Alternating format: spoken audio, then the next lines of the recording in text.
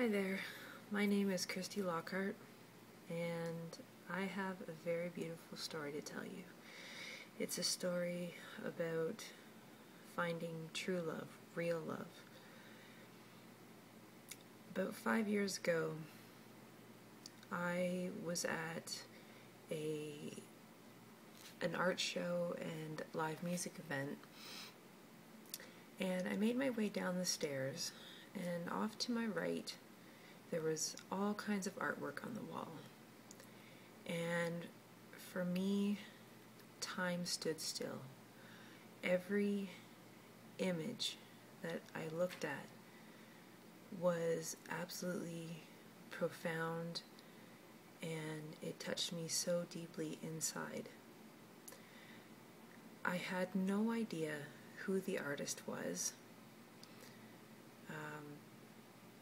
I asked around, I couldn't find who this person was. I picked up one of the business cards, and it said that the artist was named Locust Girl Photography. And so after that evening, I contacted the host of the event to try and find who this person was. And luckily I was able to get her email address, and so I contacted her.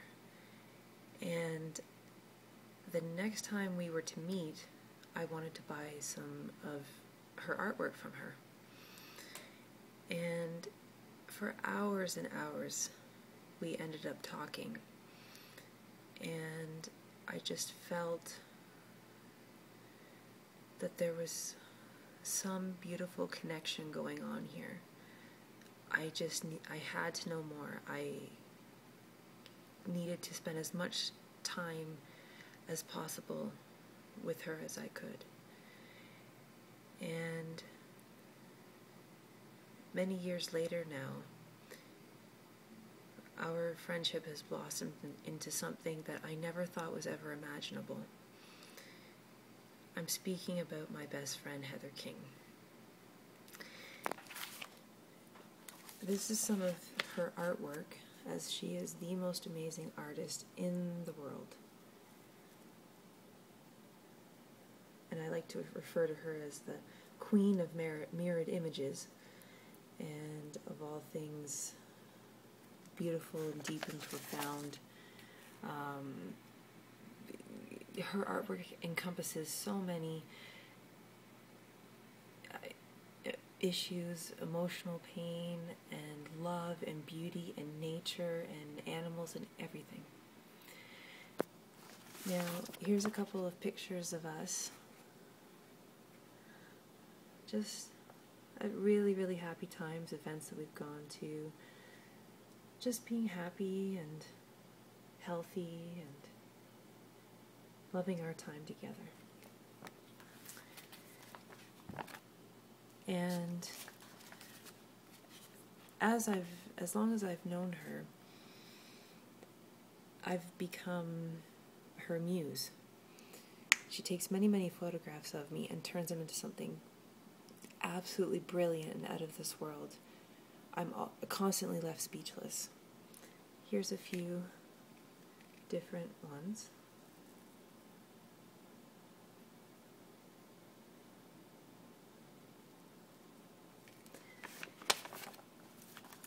Now,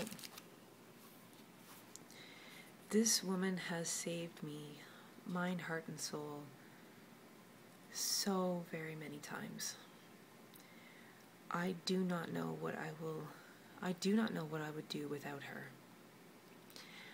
There is not one thing I won't do for her. Now, a couple of years ago, we did a photo shoot here in Ottawa.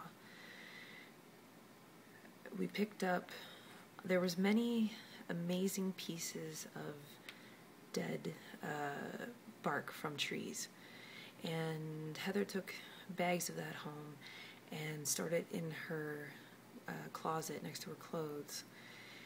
Now, what we didn't think of at the time is that it's very likely that there were ticks on this bark. And shortly after that time, she began to get very sick. She had various symptoms. She had a very itchy rash on her legs that left holes. She started getting a constant sore throat, suffering terrible migraines where she has to wear sunglasses and earplugs for weeks at a time, numbness and tingling in her hands and her fingers. Her joints are always painful. Her hands swell up. And actually, I was with her on, she's been to the hospital numerous times. One of those times, the infectious disease sent her to the plastics department, in which they performed a procedure on her hand where they actually had to slice her knuckle open to try and figure out why it was swelling so much, as none of the other tests showed why this was.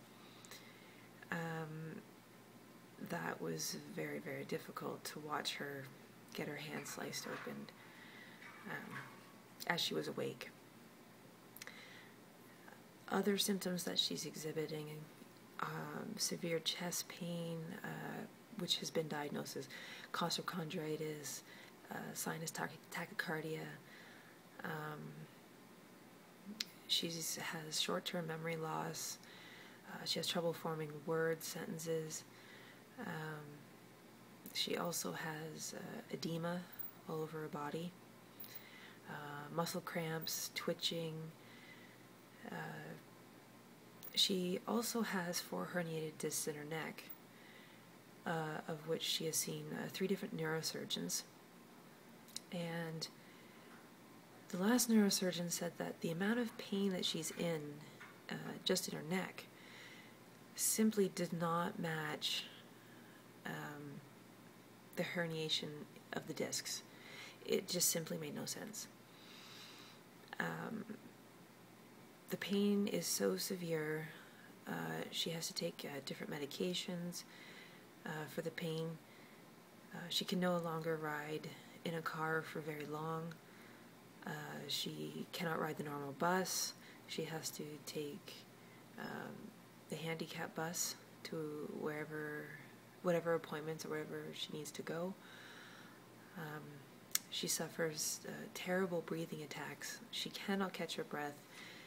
She goes pale, sometimes almost a blue color. Now her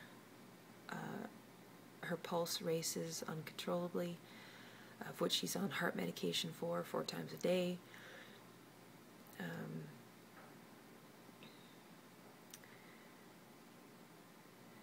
Just recently we were back into the hospital because she was suffering severe chest pains. Now they're sending her to a cardiologist to try and figure out what's wrong.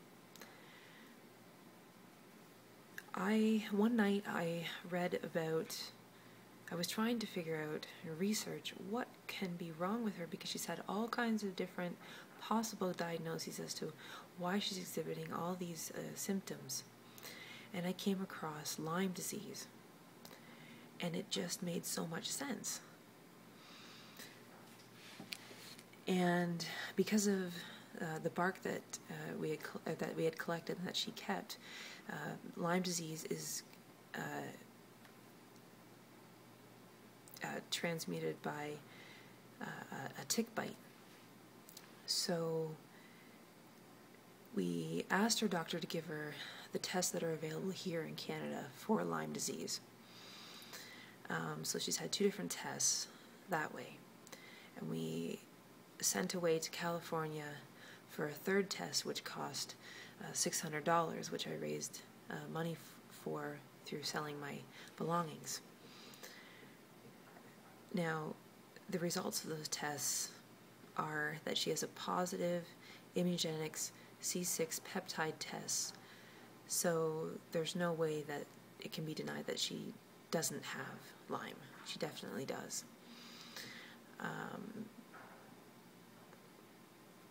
When you look into the test results from getting tested for Lyme disease, there's ones that the results can be false negative. And in her case, they were positive, so there's no denying it. Now, if you're unaware of what Lyme disease is and how it affects a person, I suggest that you watch a documentary called Under My Skin. It's very difficult to watch, and it shows what is going to happen to her if she doesn't get the proper treatment. Excuse me.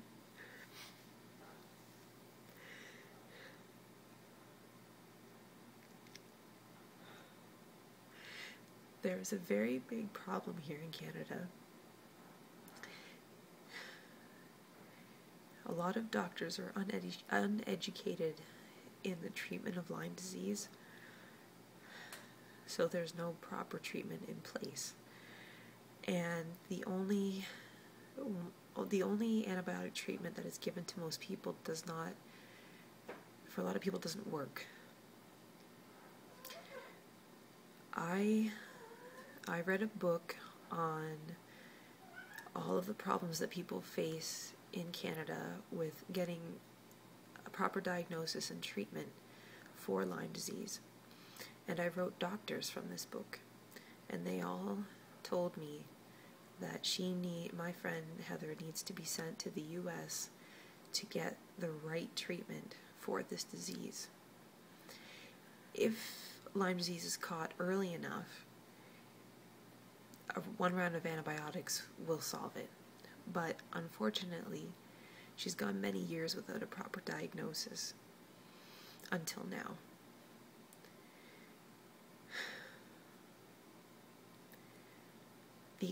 The only way she's going to get the proper treatment is to be sent to the U.S.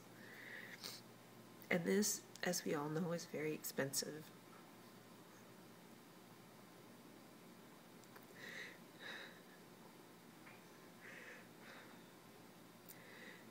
The reason that I'm doing this fundraiser is to raise money to send her to the U.S. to get this treatment.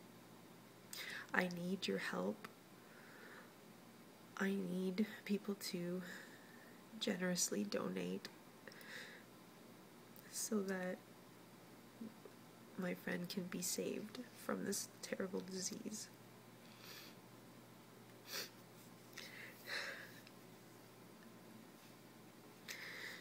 She has lived, because in her past she's lived a life that has had a lot of pain in it.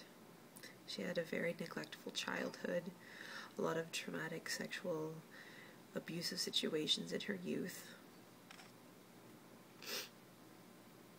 And because of that, she thought in the beginning that someone was actually paying me to be her friend. But I proved to her over and over again that I am genuinely here for her, and that her friendship, it means more to me than anybody could ever know, more than I have words for.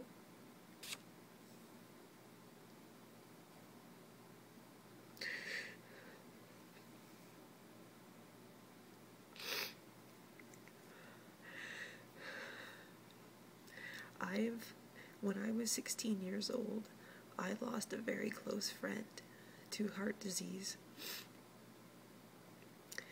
Later on, I lost my grandmother to cancer. She fought cancer for 10 years.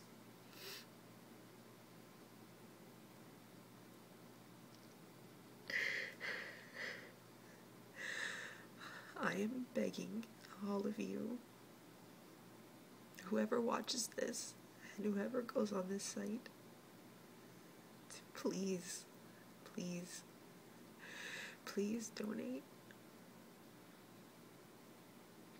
I need your help.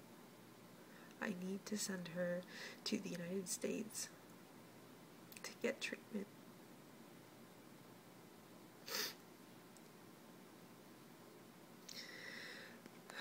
Thank you for watching, and please read everything about this campaign to raise money for her. I love her with all my heart and soul. Thank you very much.